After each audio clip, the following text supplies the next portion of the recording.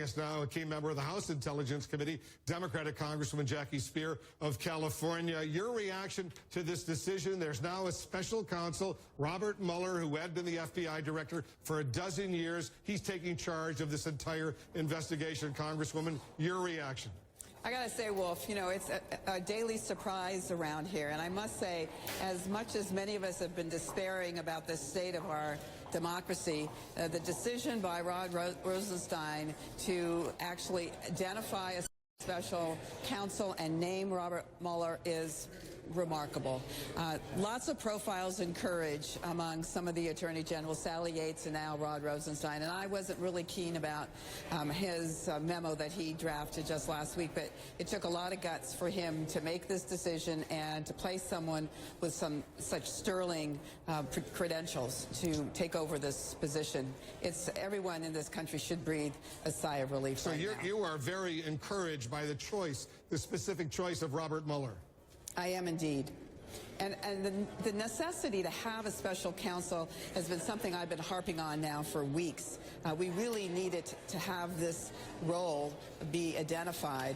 And I think now we've got to make sure that whoever is selected as the new director of the FBI is above politics and is certainly not someone who has held a political position before. So when the press release from the Department of Justice, Congresswoman, says he will oversee, and I'm reading now specifically, the previously confirmed FBI investigation of Russian government efforts to influence the 2016 presidential election and related matters.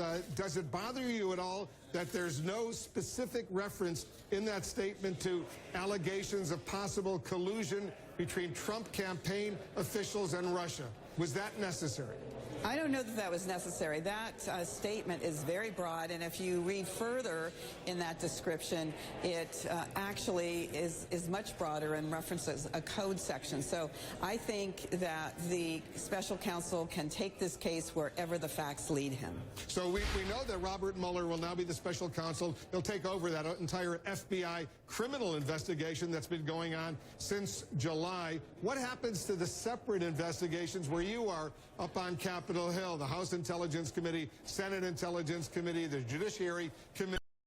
How does this impact those investigations? Well, what's important to note here is that the special counsel has the power and authority to bring criminal action. We certainly don't in the Congress. So our role is to dig deep, make our findings and conclusions and recommendations, but we are not in a position to bring anyone to justice. That's something within the AG's operation, and in this case, the special counsel. What does this mean as far as the Democrats are concerned? The pressure, does it take pressure off Democrats in Congress to move full speed ahead with their separate investigations?